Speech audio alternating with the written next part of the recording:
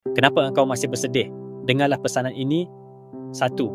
Ketahuilah bahawa jika anda tidak hidup dalam batasan hari ini, tentu fikiran anda akan melayang ke mana-mana. Seterusnya, semua urusan menjadi kacau bilau serta kecemasan dan kedukaan anda akan menjadi lebih banyak. Inilah makna sabda Rasulullah SAW. Bila engkau berada pada pagi hari, janganlah menunggu datangnya petang hari. Bila engkau berada pada petang hari, janganlah menunggu datangnya waktu pagi. 2. Lupakan masa lalu dan semua yang pernah terjadi. Tumpukan diri anda pada masa kini kerana memikirkan masa lalu dan sesuatu yang telah selesai merupakan kebodohan dan menyebabkan kegilaan. 3. Jangan menyibukkan diri dengan masa depan sebab dia masih berada di alam ghaib. Jangan fikirkan hingga datang dengan sendirinya. 4. Jangan mudah tergoncang oleh kritikan. Teguhkan pendirian anda dalam menghadapinya dan sedarilah bahawa kritikan itu akan mengangkat harga diri anda setara dengan kritikan tersebut. 5.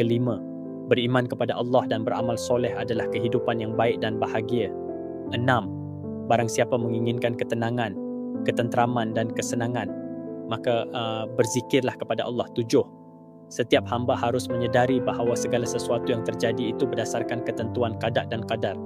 8. Jangan menunggu ucapan terima kasih dari seseorang. 9. Persiapkan diri anda untuk menerima kemungkinan terburuk. Kemungkinan yang ke-10 terjadi itu ada baiknya untuk diri anda. Semua ketentuan Allah qada bagi seorang Muslim adalah baik baginya. Ke-12. Berfikirlah tentang nikmat, lalu bersyukurlah. 13. Percayalah bahawa apa yang anda miliki jauh lebih banyak daripada yang dimiliki orang lain. 14. Dari semasa ke semasa, selalu sahaja ada jalan keluar. 15. Dengan musibah hati akan tergerak untuk berdoa. 16. Musibah itu akan menajamkan nurani dan menguatkan hati. 17. Sesungguhnya dalam setiap kesulitan terdapat kemudahan. 18. Jangan hancurkan hidup anda hanya kerana perkara-perkara yang remeh. 19. Sesungguhnya Tuhan kamu itu maha luas keampunannya. 20. Jangan marah, jangan marah, jangan marah. 21. Janganlah risau hanya kerana tidak mempunyai harta dunia. Sebab kehidupan ini tidak lebih hanya sekadar sepotong roti, seteguk air dan bayangan. 22. Dan di langit terdapat sebab-sebab rezekimu dan terdapat pula apa yang dijanjikan kepadamu. Az-Zariyat 22-23. Kebanyakan dari apa yang anda takutkan tidak akan berlaku. 24. Pada mereka yang tertimpa musibah itu ada suri teladan. 25. Sesungguhnya jika Allah mencintai suatu kaum, maka dia akan memberikan cubaan atas mereka. 26. Ulangilah doa-doa untuk menghapuskan bencana. 27.